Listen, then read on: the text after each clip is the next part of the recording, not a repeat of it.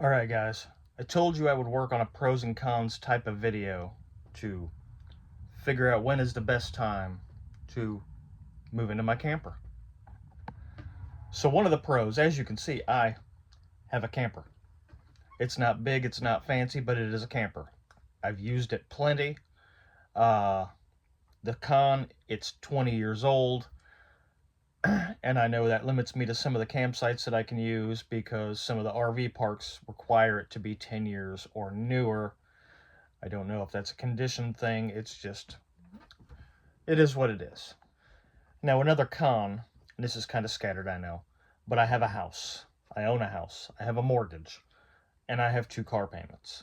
But I also have a monthly steady income, so that's a pro. Essentially, they wash each other out. Mortgage, 2 car payments, insurance, all paid for by this other income. So I'm good there. Somebody had made the comment on one of my other videos about Airbnb being out my house. And it's definitely, it could definitely work. I live close to the beach. I live close to a couple of really cool towns. In the summertime, Airbnb wouldn't be a problem, I don't think. I think it's perfect. I'm in the middle of nowhere, but I'm close to everything. In the wintertime, I feel like there's going to be a lot more competition closer to the beach because it's the off season, and that's just kind of how it works in a beach town. But I do have the opportunity to make a little bit of extra money going forward. I have a friend who's a house cleaner, so he can come in between Airbnbs.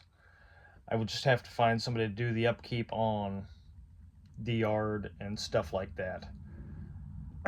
But then I would also have to find a place to, number 1, park my boat, number 2, park my wife's car, because I don't really want to travel the country in 2 separate cars, towing a camper.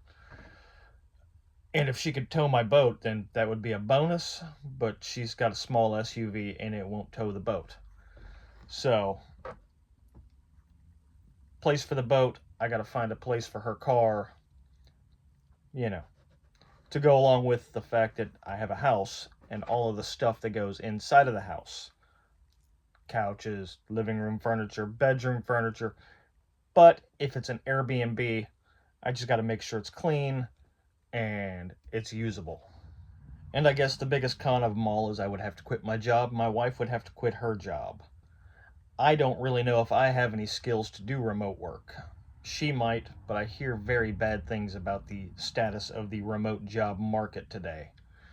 The Airbnb obviously would bring in an income because my mortgage is already paid. So anything that comes in from the Airbnb would come straight into my pocket, and I'd be good with that. I don't want to sell my house because if camper life is not for me and the wife, then I don't have a house anymore. I mean, I could buy another one, obviously, but it's just a hassle and longer that we would have to stay in the camper if we don't like it. I don't want to rent my house out for that exact same reason. If we hit the road for 3 months and we both decide this is not as fun as we thought it was going to be, we got 9 months to go because there's still have to satisfy the lease. We can't just break the lease and be like, we want to come home. Get out of my house. Doesn't work that way. So, those are some things that we have to think about. I really thought my list was going to be longer, but right now I'm kind of drawing a blank. Let me know in the comments what you think I may need to worry about. Click like, click subscribe. We are going to be doing a little bit of work to the camper to get it ready, because even if we don't live in it full time, we are still going to take extended vacations. I have PTO, she has PTO. So even if we don't travel all the time, travel full time, we're still going to travel. So follow along.